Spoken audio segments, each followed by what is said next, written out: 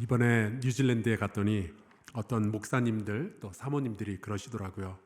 한사랑교회는 참 시대를 앞서가고 있는 것 같다고요. 사실 우리 교회가 여지껏 없었던 것 새롭게 시도하는 것처럼 보일 수 있습니다.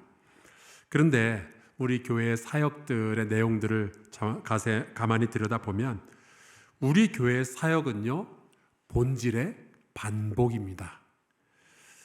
우리는 새로운 일을 하려고 그렇게 애를 쓰는 것이 아니라 오히려 지난 2000년 동안 교회 역사 가운데서 숙성되어졌던 신앙의 기본기, 신앙의 본질을 우리의 시대에 맞게 재해석하고 그것을 우리가 재생산하는 것뿐이죠. 그래서 이번 뉴질랜드에서 제가 나누었던 강의 제목이 초대교회로부터 배우는 미래교회였습니다. 앞으로도 여러분은 한사랑교회 안에서 새로운 일들을 많이 경험하시게 될 거예요. 새로운 말씀도 듣게 될 거고, 새로운 사역도 함께 하게 될 거고, 새로운 만남도 있겠죠. 하지만 그 모든 것은 기본기의 토대 위에서 만들어지는 일들입니다. 기본기가 튼튼하면 그것을 기초로 더 아름답고 창조적인 일들이 많이 벌어지게 될 줄로 믿습니다. 자포스라는 신발 판매 회사는 고객에게 친절하게 대하는 것이 회사의 기본 방침이라고 그래요. 자기네는 원래 고객을 행복하게 만드는 게 기본 업무인데 하필이면은 신발을 팔게 되었다, 이렇게까지 이야기하는 회사죠. 그래서 이 회사의 사장이었던 토니 쉐이라는 사람은 자기 회사의 사원들에게 친절의 기본기를 늘 강조를 했었거든요. 그러던 어느 날 아주 재미있는 사건이 하나 벌어집니다. 이 회사는 온라인 판매를 주로 했었는데 어떤 고객이 자기 어머니를 위해서 신발 한 켤레를 샀던 거예요. 그런데 이 신발을 신겨 드리기도 전에 어머니가 돌아가신 거죠. 그래서 이제 고객이 환불을 요청을 해왔는데 이 회사에서는 물건에 하자가 없다면 환불은 불가다라는 규정이 있었거든요. 근데 고객의 사연을 듣고 보니 아무래도 이런 상황에서는 고객의 행복을 위하여 일한다는 회사의 기본 정신이 이윤을 내는 것보다 더 중요해 보이는 거예요. 그래서 신발을 100% 환불해 줬을 뿐만이 아니라 장례식장에 조화도 보내고 또 고객에게 위로의 카드까지 보냈다고 하더라고요.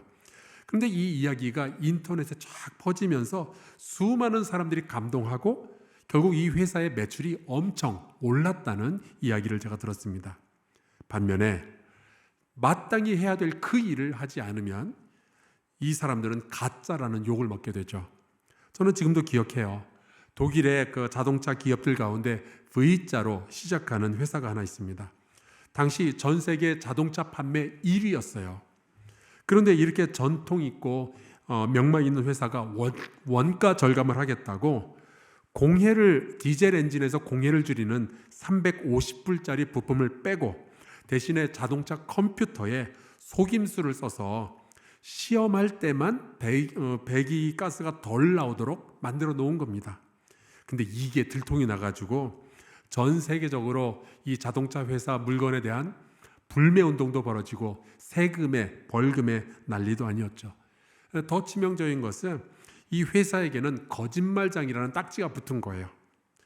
이게 자동차를 만드는 회사고 사람의 목숨을 소중히 여기는 회사여야 되는데 이 차의 부품 가운데 뭐가 거짓말이 섞여 있을지 누가 아느냐, 이 소문이 퍼지면서 회사가 거의 망할 뻔했었죠. 우리 신앙인들은 어떨까요? 우리 교회는 어떨까요? 기본기가 무너지면 잠시 동안은 사람들 속일 수 있을 거예요. 하지만 결국 근본 없는 것들은 다 들통나게 되어 있습니다. 그래서 우리는요, 신앙의 기본기를 해마다 다시 점검하고 다시 점검하면서 한 해를 시작하게 되는 거죠. 그 첫 번째 기본기로 우리가 예배와 사귐에 대한 말씀을 지난 2주간에 거쳐서 나누었습니다. 여러분, 예배는 마땅한 것이고 모든 성도의 기본이니 올 한 해 주일 예배 절대로 빼먹지 마시기를 주의 이름으로 축원합니다. 더 나아가서 새벽 예배, 그리고 매일매일 수요일 예배, 금요일 예배, 그리고 소그룹 예배들, 여러분 이런 예배들을 기억하고 소중히 여기며 그 예배를 통해서 하나님을 영광스럽게 하는 우리 성도들 되시기를 간절히 축원합니다. 또한 하나님은 우리가 여러 성도들과 더불어서 신앙생활하기를 원하시죠. 왜냐하면 하나님이 우리를 지으셔서 우리가 어떤 사람들인지를 잘 아시거든요. 여러분 우리는요 혼자 두면 안 되는 사람들이에요. 그래서 여러분 공동체의 능력을 절대로 과소평가하지 마시길 바랍니다. 그저 겸손하게 하나님 나에게는 믿음의 친구들이 필요합니다. 내게 믿음의 친구들을 보내어 주옵소서 고백하면서 숲 공동체 혹은 선교의 공동체, 찬양 공동체와 함께 신앙생활하는 저와 여러분 되기를 간절히 축원합니다. 오늘은 배움의 기본기에 대해서 말씀을 나누려고 해요. 제가 분명히 말씀드릴게요. 기독교인은요 배워야 합니다. 배워야 합니다. 배워야 믿을 수 있고 배워야 성장할 수 있고 배워야 세상과 싸워 이길 수 있고 배워야 사명 감당할 수 있고요. 배워야 살 수 있습니다. 오늘 우리가 이렇게 3부 예배 때 교회학교 교사들을 임명하고 축복하는 시간을 가졌잖아요. 근데 생각해 보세요. 교회에는 왜 교회 학교라는 게 있을까요? 왜 한사랑 학당이라는 게 있을까요? 왜 DTS라는 것이 있을까요? 그것은 기독교는요 기본적으로 가르치고 배우는 종교지 스스로 깨닫는 종교가 아니기 때문에 그렇습니다. 스스로 배우고 깨닫는 종교는 불교라고 부르죠. 불교는 그래요. 진리는 너의 안에 있다고, 너의 내면 세계를 들여다보면 진리를 깨닫게 될 거라고. 근데 여러분 기독교는 절대로 그렇게 말하지 않습니다. 왜냐하면 진리는 우리 안에 있는 것이 아니라 하나님의 말씀 안에 있기 때문에.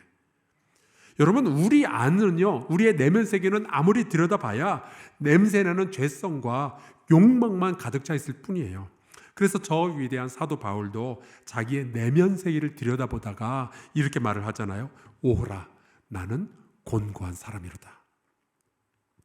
여러분 우리가 이 나이 되면은 다 배운 것 같죠? 아니요, 더 배워야 됩니다.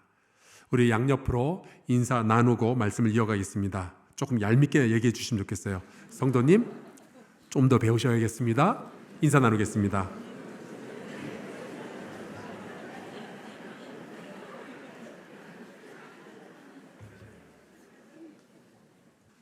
진리를 말해주는 사람이 얄미울 때가 있지만 지금은 그것을 감내하셔야 돼요. 여러분 우리가 살다 보면은 내가 원했든 원하지 않았든 또는 내가 준비가 되었든 그렇지 않든 나의 위치, 나의 존재가 나랑 가장 가까이 있는 사람에 의해서 갑자기 결정될 때가 있습니다. 우리 장로님들 보면은 어느 날 갑자기 그런 분들이 있어요. 목사님 제가 오늘부로 할아버지가 되었습니다. 그러는 분들이 계셔요. 그분이 왜 그렇게 됐을까요? 시험 봐서 자격증 땄을까요? 아니죠. 손주가 태어난 거예요. 그러니까 사람이 달라지고 행동이 달라지는 거죠. 핸드폰을 들여다보면 손주 사진으로 도배를 해놓고 늘 용돈 준비해 가지고 다니고 손주 자랑하고 돌아다니고요. 저는 이 세상에 태어나 보니까 아버지가 글쎄 목사님이시더라고요. 그래서 어렸을 때는 제 별명이 새끼 목사였습니다. 물론 이제 어떤 권사님들은 그렇게 얘기를 했어요. 목사의 아들이니까 새끼 목사가 아니라 목사 새끼가 맞다. 하여간 아버지의 존재가 정해지니까 저의 존재가 그냥 정해진 거예요. 그렇게 정해지니까 저는 저에 걸맞는 행동들을 하기 시작했고 그러다가 지금은 저도 목사가 된 거잖아요. 자, 그렇다면 여러분에게 가장 가까이 계신 여러분의 주님 예수 그리스도는 여러분에게 어떤 분이실까요? 그분 앞에서 살아가는 여러분은 어떠한 삶을 사는 게 당연할까요? 바로 오늘 그것에 대해서 여러분과 함께 말씀을 나누려고 합니다. 오늘 우리가 같이 읽은 이 본문 말씀은 마태복음에 나오는 저 유명한 산상수훈의 제일 마지막 장 마지막 2절이에요. 예수께서 이 땅에 오시고 30살이 되었을 때 드디어 세례받으시고 40일 동안 광야에서 시험 받으신 후에 갈릴리 호숫가를 돌아다니시면서 베드로, 안드레, 야고보, 요한 이런 사람들을 모으죠. 그리고 이제 이런 사람들을 앉혀놓고 산상수훈이 시작이 되는데 마태복음 5장에 이 산상수훈의 시작 부분을 보면은 이렇게 되어 있습니다. 제가 읽을게요. 예수께서 무리를 보시고 산에 올라가 앉으시니 제자들이 나온지라 입을 열어 가르쳐 이르시되. 자, 이 말씀을 읽으면 대충 예수님이 뭐 하는 분일지 짐작이 되십니까? 농사 짓는 분이시겠어요? 아니면 장사하는 분이시겠어요? 여기 말씀해 보면은 예수님이 뭐 할 분인지 힌트가 나오죠. 제자들이라든지 가르쳐 이르시되 이런 말들. 자, 그러면 예수님이 뭐 하는 분이실까요? 예, 선생님이에요. 그래서 예수님은 제자들, 학생들을 불러다 놓고 산상수훈이라는 강의를 하신 겁니다. 근데 이 제자들이 그 강의를 다 듣고 나서 했던 생각이 바로 오늘 우리가 같이 읽은 이 본문 말씀인 거예요. 우선 이 제자들이 예수님의 가르침을 듣고 나서 막 놀라죠. 강의도 이런 명강의가 없는 거예요. 그리고 이제 29절에 보니까 당시 그 성경의 전문가들이었던 서기관들은 비교도 되지 않을 정도로 정말 막강한 권위로 사람들을 가르치시는데 제자들이 거기에 감동했던 거예요. 예수 그리스도 앞에서 그분의 말씀을 들으니까 마음속에 어마어마한 감동이 생긴 거죠. 최고의 선생님이었던 거예요. 여러분, 예수님은 나의 주님이시며 나의 왕이시라는 거 이거 믿고 계시죠? 예수님은 여러분의 구원자라는 거 믿고 계시죠? 예수 그리스도는 여러분의 위로자가 되신다는 거 믿고 계시죠? 근데 다 좋은데 예수 그리스도는 또한 나의 선생님이라는 이 사실을 잊지 마시기를 주의 이름으로 축원합니다. 예수님도요, 여기에 대해서 굉장히 분명하게 말씀하신 적이 있어요. 요한복음 13장에 나오죠. 너희가 나를 선생이라 또는 주라 하니 너희 말이 옳도다. 내가 그러하다. 내가 너희의 선생이다. 이 말씀인 거예요.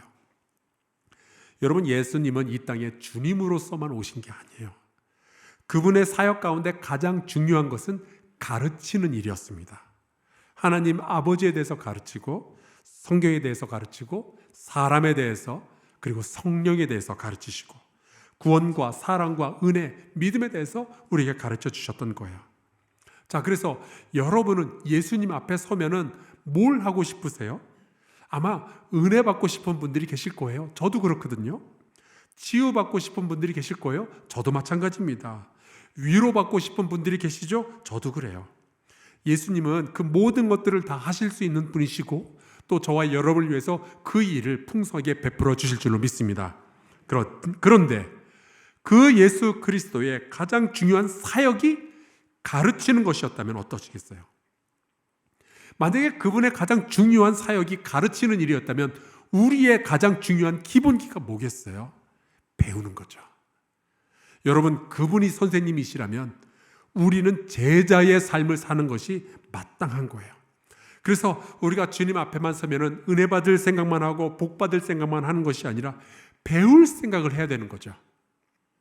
여러분은 자녀가 학교에 가서 공부도 안 하고 집에 와도 맨날 놀러만 다니고 게임만 하고 텔레비전만 보고 그러면 여러분은 뭐라 그러세요, 자식한테? 어떤 애들은 자기가 아르바이트를 해서 돈 벌어가지고 부모님께 효도한다면서 학교 빼먹고 막 그래요. 그럼 여러분은 칭찬하세요? 그럼 부모님들이 그럴 거 아니에요. 학생에게 가장 중요한 일은 돈 버는 일이 아니라고. 지금 네가 해야 될 가장 중요한 일은 뭐라고 그래요? 공부하는 거라고 그러시잖아요. 여러분, 그게 오늘 하나님께서 우리에게 하시는 말씀이에요. 돈 버는 게 더 중요한 것 같니? 아이 키우는 게 그렇게 중요한 것 같니? 나는 네가 나의 말씀을 공부하길 바란다. 생명의 창조자요, 인생의 인도자인 창조주 하나님 아버지로부터 배우길 바란다. 하나님이 그런 말씀을 하시는 거죠. 근데 제가 목회하다 보니까 딱 구원을 받을 만큼만 배우고 거기서 딱 멈추시는 분들이 계셔요. 그런 분들 보면 정말 아슬아슬합니다. 여러분, 예수님의 제자들은 예수님에게 직접 배웠잖아요. 게다가 3년 동안 따라다니면서 배웠잖아요. 그러면은 예수님이 야, 니들이 이제 배울 만큼 배웠으니까 하산해라 그러셨을까요? 이제 너희는 구원 받았으니까 더 이상 뭐 아무것도 배울 필요 없다 그러셨을까요? 아니에요. 예수께서 성령을 보내시면서 이렇게 말씀하셨습니다. 이거 여러분 한번 같이 읽어볼게요. 시작. 보혜사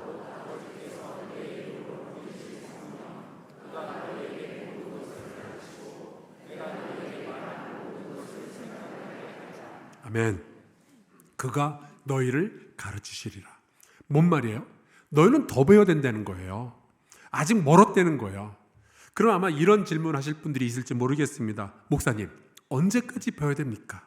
내가 나이가 70인데 몇 살까지 배워야 됩니까? 언제까지 배워야 될까요?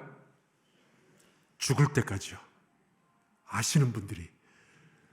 여러분, 예수님이 가르치는 일을 포기하지 아니하신다면 우리도 배우는 일을 중단해서는 안 되는 거예요. 내가 이 세상에 더 흔들리지 않을 때까지 배워야죠. 내가 정욕 때문에 내 인생 망치지 않을 때까지 계속 배워야죠. 아까 인사 나눴던 옆에 분 다시 한 번만 얼굴만 봐주시겠어요? 잠깐만 볼까요? 자, 이제 저를 보시고요. 방금 봤던 그분 몇 살까지 배워야 될 것 같아요? 아무래도 죽을 때까지 배워야 될 것 같지 않아요? 여러분, 성경에 보면요, 예수님께서 부르셨던 사람들, 그런 사람들은요, 선생님과 제자의 관계로 출발했어요. 그건 오늘날도 마찬가지입니다. 여러분, 주님이 가르치시는 분으로 내 곁에 계신다면 우리는 기꺼이 배울 생각을 해야 되는 거죠. 나이가 50, 60, 70이 되어도 다시 배우고 또 배우셔야만 합니다.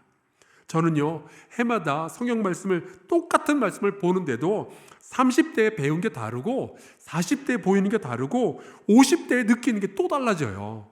이제 몇 년 있으면 저도 60대에 들어가는데 벌써부터 기대가 됩니다. 내가 60이 되고 70, 80, 90살이 되면 하나님의 말씀은 또 어떻게 보일까? 주님은 또 나에게 뭘 가르쳐 주실까? 너무 기대가 돼요. 근데 만약 우리가 주님으로부터, 하나님의 말씀으로부터 배우는 것을 멈추게 되면 어떤 일이 벌어지게 될까요?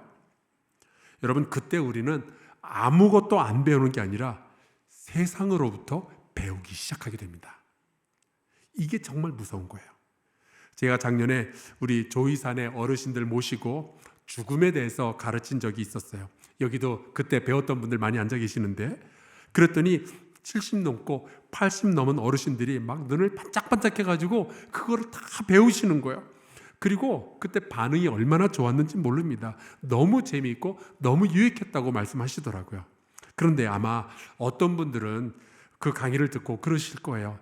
아니, 왜 나이 든 사람들 모아놓고 죽음 이야기하고 그러냐, 재수없게. 여러분, 제가 왜 그랬을까요? 제가 목회하면서 보니까 우리가 죽음에 대해서 성경으로부터, 하나님의 말씀으로부터 배우지 않으니까 보험회사 직원한테 배우더라고요. 죽기 전에 이런 일을 해야 되고 죽은 다음엔 이런 일이 벌어질 거라고. 아니, 생명과 죽음을 지으신 분이 하나님 아버지인데 왜 거기에 대해서 보험회사 직원한테 배우냐고요. 보험회사 직원들 계시면 죄송해요. 여러분들을 뭐라 그러는 게 아니라 하나님한테 배워야죠. 여러분, 이 세상에는 왜 극렬좌파, 꼴통우파, 왜 이런 사람들이 생길까요? 성경에서 배워서 그래요? 아니에요. 유튜브를 봐서 그래요. 작년에 우리 청년들 수련회 할 때는 제가 공대생 목사가 되다, 제가 그랬으니까 이런 제목으로 현대 과학을 바라보는 신앙이나 시각에 대해서 함께 나눈 적이 있었습니다. 근데 제가 이 이야기를 나누는데 이유가 있었어요. 사실 지난 100년 동안 전 세계의 그 노벨상 받은 과학자들을 이렇게 다 살펴보니까 거의 한 60%가 하나님 믿는 사람들이더라고요. 그러니까 과학이 열심히 공부하면 신앙을 망가뜨리거나 이런 게 아닌 거예요. 하나님의 말씀과 과학은요, 적대적 관계에 놓여져 있지 않아요. 오히려 잘 어울리죠. 그런데 청년들이 하나님의 말씀을 자꾸 배우질 않으니까 오히려 무신론자들이 하나님 거역하는 법을 가르치기 시작한 거예요. 이기적 유전자라는 책 읽어보신 분들 계시죠? 그 책으로 돈을 진짜 많이 벌었던 리처드 도킨스라는 사람이 아주 지독한 무신론자인데, 이 사람이 이런 책도 썼어요. The God Delusion, 한국말로는 만들어진 신이라고 굉장히 도발적인 제목으로 출판이 됐습니다. 근데 이 책에서 그런 이야기를 하는 거예요. 옛날에는 뭐 벼락이라든지 지진이나 이런 거, 해성이라든지 이런 거 설명할 길이 없으니까 신이라는 존재를, 가상의 존재를 만들어가지고 신이 그랬다, 이렇게 얘기를 했다는 거예요. 그런데 지금은 과거로 다 설명이 되잖아요. 그러니까 더 이상은 신이라는 존재는 우리에게 필요 없다라고 이야기를 하는 거죠. 그러면서 이 사람이 전 세계의 길거리, 대학교 이런 데서 무신론 캠페인을 하는데 소름 끼칩니다. 이 버스에다가 이런 문구를 붙이고 돌아다니는 거예요. 이런 거예요. 아마 신, 하나님은 없을 겁니다. 그러니 걱정하지 말고 여러분의 삶을 마음껏 즐기세요. 여러분 정말 사악하지 않습니까? 이 사람이 뭘 노리는 걸까요? 도덕이고 인륜이고 다 파괴하고 싶은 거예요. 여러분, 우리가 선생이신 예수로부터 배우는 것을 멈추면요, 그때부터는 세상이 우리를 가르치기 시작하는 겁니다. 내가 왜 살아야 되는지, 내가 어떻게 살아야 되는 건지, 내 인생의 의미와 내가 어떻게 행복해질 수 있는지 세상이 우리를 가르치기 시작하는 거예요. 우리를 가장 사랑하시고 우리의 인생의 구원자이시고 세상의 모든 강력한 선한 지혜를 지니신 분으로부터 배우지 않으면 그때부터는 무신론자들이 세상이 가르치는 거예요. 인생이 뭐 있냐고 마음껏 멋대로 살라고 그러는 거죠. 여러분, 성경이 시대에 뒤떨어진 것처럼 보입니까? 천만에요. 성경은 앞으로도 100년 후, 1000년 후에도 우리를 충분히 가르치고도 남을 만한 만큼의 깊이와 분량을 가지고 있어요. 만약 우리가 선생님이신 예수님 앞에서 이 배움의 기본기를 잃어버리면 제일 춤추는 게 누굴 것 같아요? 마귀죠. 드디어 내가 가르칠 기회가 왔구나. 그래서 여러분, 성경에 보면은 예수님 주변에 모인 사람들을 향해서 제자라는 단어가 가장 많이 쓰였어요. 제가 이게 얼마나 많이 쓰였나 보다가 사랑이라는 단어도 성경에서 중요하잖아요. 그래서 사랑이라는 단어가 몇 번이나 쓰였나 봤더니 복음서 마태, 마가, 누가, 요한 합쳐서 자그마치 67번이나 쓰여졌더라고요. 많이 쓰였죠. 자, 그럼 제자는 몇 번이나 쓰였을까요? 마태복음에 86번, 마가복음에 77번, 누가복음에 51번, 요한복음에 78번, 심지어 사도행전에 33번 등장하고 있어요. 그러니까 예수님을 만난 사람들, 예수님 주변에 있던 사람들, 예수님으로부터 은혜 받았던 사람들, 믿음을 가진 사람들, 이들은 다 제자로 부름을 받았던 거예요. 여러분, 제자됨의 가장 기본이 뭐겠어요? 제자는 뭐 하는 사람이에요? 배우는 사람이죠. 요즘 학교에서 난리들입니다. 교권이 추락했다고 학생이 선생님 알기를 우습게 한다는 거예요. 제가 대학교 다닐 때는요, 수업 거부라는 게 있습니다. 뭐가 마음에 안 들면은 심지어 교수님이 들어왔는데 학생들이 미리 짜고 의자를 다 뒤돌아가지고 뒤돌아 앉은 적도 있어요. 그때 그 선생님이 느끼는 모멸감을 이해하실 수 있겠습니까? 가르치려는 선생님이 있는데 배우려 하지 않는 것, 그게 선생님을 가장 괴롭히는 일이죠. 그런데 제가 보니까 너무 많은 성도들이 이 시대에 선생님이신 주님 앞에서 수업 거부의 인생을 사시는 것 같아요. 이 나이에 내가 배워서 뭐 하겠냐고, 내가 장로 됐는데, 내가 목사가 됐는데 뭘 더 배우냐고. 아닙니다, 여러분. 그분의 가르치심 앞에 서면 우리는 배워야만 할 줄로 믿습니다. 그래서 기독교는요, 처음부터 가르치고 배우는 종교로 출발을 했고 지금도 그것이 우리의 기본기가 되어 있는 거예요. 주님께서 이런 말씀을 하시죠. 그러므로 너희는 가서 모든 민족을 제자로 삼아 아버지와 아들과 성령의 이름으로 세를 베풀고 내가 너희에게 분부한 모든 것을 가르쳐 지키게 하라. 무슨 말이에요? 교회는 가르치고 배우는 일이 그 시작이고 그 기본이고 그 뼈대라는 이야기죠. 거기에서부터 믿음이 시작이 되는 거고, 거기에서 사역이 만들어지게 되는 거고, 거기에서 구원이 시작이 되는 거거든요. 만약에 이 배움의 기본기가 무너지면 거기에서부터 이상한 교회들이 만들어지는 거예요. 이단들, 신천지들, 여호와의 증인들. 여러분, 우리 교회 안에는 감사하게도 주님의 말씀을 이미 깊이 배웠고 이제 가르치는 일도 겸임하기 위해서 부름받은 우리 선생님들이 많이 있습니다. 교회 학교도 있지만 한사랑 학당도 있죠. 어성경도 있고요. DTS도 있어요. 우리 조이산의 어르신들로부터 시작해서 영아들에게 이르기까지 주님께서 가르치시던 그 사역을 우리 교회는 계속 이어가고 있습니다. 중요한 것은 가르침이 있다면 배우겠다는 선택을 하셔야죠. 올해 영적으로 정체되거나 혹은 퇴보하는 것이 아니라 한사랑 학당을 통해서 각종 소그룹 모임을 통해서 DTS를 통해서 또는 성경 공부를 통해서 배우고 또 배워서 말씀의 즐거움을 누리며 은혜의 온전함을 누리시기를 주 예수 그리스도의 이름으로 축원합니다. 우리 함께 찬송 부르고 기도하면 좋겠어요. 주님 말씀하시면 이라는 찬양이 있죠. 주님 말씀하시면 내가 나가겠습니다.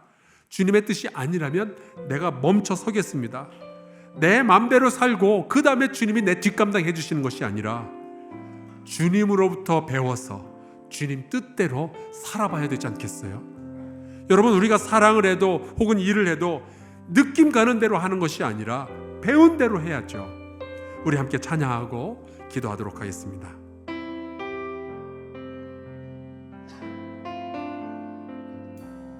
주님 말씀하시면 주님 말씀하시면 내가 나가리다. 주님 뜻이 아니면 내가 멈춰서리다. 나의 가고 서는 것 주님 뜻에 있으니 오 주님 나를 이끄소서. 다시 한번 주님 말씀하시면 주님 말씀하시면 내가 나가리다. 주님 뜻이 아니면 내가 멈춰서리다.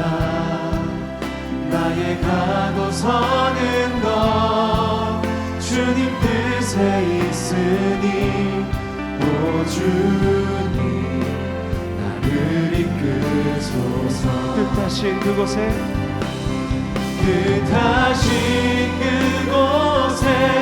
나 있기 원합니다.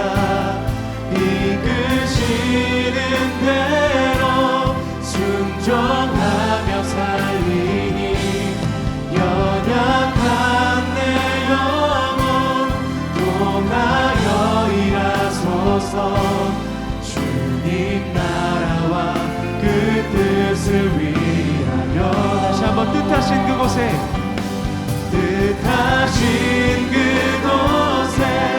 나 있기 원합니다. 이끄시는 대로 순종하며 살리니 연약한 내 영혼 통하여 일하소서. 주님 나라와 그 뜻을 위하여. 오 주님 나를 이끄소서. 오 주님 나를 이끄소서. 우리 같이 기도하겠습니다. 예수님은 가르치는 분으로 우리를 만나 주셨습니다. 그렇다면 그분의 가르치심 앞에서 우리가 해야 할 일은 겸손히 배우는 것이죠. 우리 함께 기도합시다. 하나님, 우리가 더 배우고 더 성장하게 하여 주옵소서. 주님의 말씀과 주님의 뜻을 배우고 주님께서 가르치신 대로 살아가게 하여 주옵소서. 주님으로부터 배워서 세상의 악한 가르침을 물리치게 하여 주시옵소서. 우리 통성으로 함께 기도하겠습니다.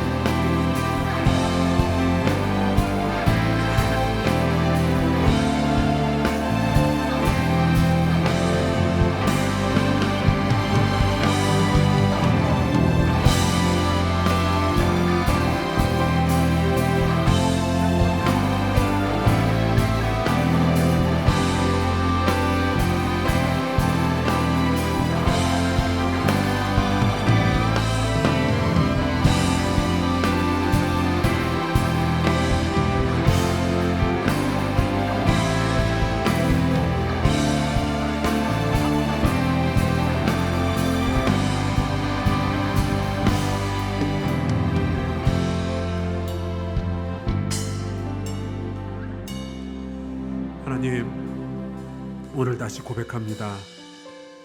하나님은 모든 지혜와 지식의 근원 되시는 줄로 믿습니다. 주께서 말씀으로 우리에게 거룩한 삶에 대하여 가르치실 때 우리가 기꺼이 배우게 하여 주옵소서. 주님께서 가르치심을 멈추지 않으신다면 우리도 배움을 멈추지 않게 하여 주옵소서. 내 뜻대로 내 맘대로 살던 것 멈추고 세상이 가르친 대로 사는 것 멈추고 이제 주님의 뜻대로 살아가도록 주님 우리를 가르쳐 주옵소서. 예수 그리스도의 이름으로 기도합나이다. 아멘.